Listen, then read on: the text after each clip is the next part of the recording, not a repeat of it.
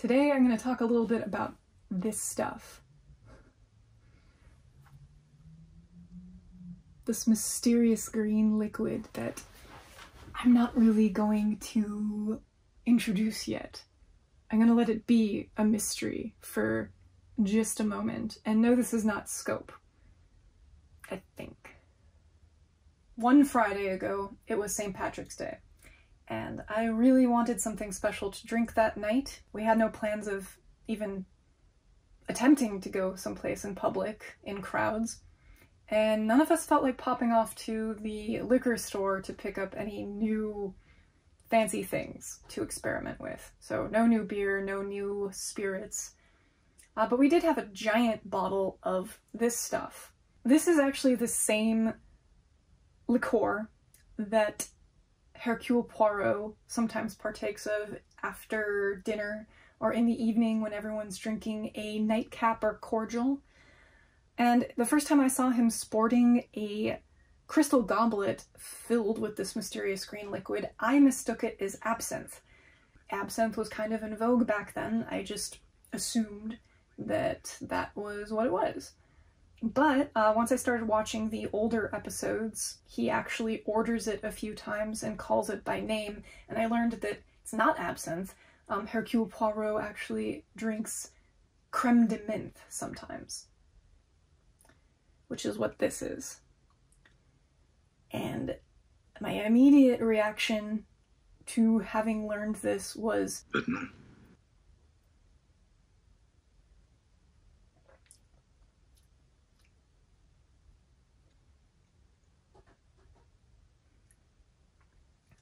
okay, that quite literally tastes like drinking scope. If you told me this was scope, and I put it in my mouth and swished it around and spit it out, I wouldn't bat an eye. Ugh. Okay, Poirot. It's cloyingly sweet. It seems like something that you would mix with other things but not take straight. And especially not in the quantities of a crystal goblet. A glass of creme de menthe? I found something to make with this over the weekend that wasn't bad. Not that it's bad. And again, I don't think we have the best quality of creme de menthe. It's just something we grabbed off the shelf at the liquor store to make our shamrock shakes last year. If you type in creme de menthe on the internet and recipes for what to do with it, you immediately discover a drink known as a grasshopper. My grasshopper is pretty easy to make. It's some creme de menthe, heavy whipping cream, and another liqueur called creme de cacao, being a transparent liqueur that tastes like, as you've guessed, chocolate. If you mix the two together, it presumably creates something that tastes a lot like a thin mint, junior mint, or a mint chocolate treat, candy, I don't know. As we did not have creme de cacao, I needed to get creative once more and come up with some other chocolate substitute. And in my case, we had this tin left over from Christmas of hot chocolate mix. Godiva hot chocolate mix.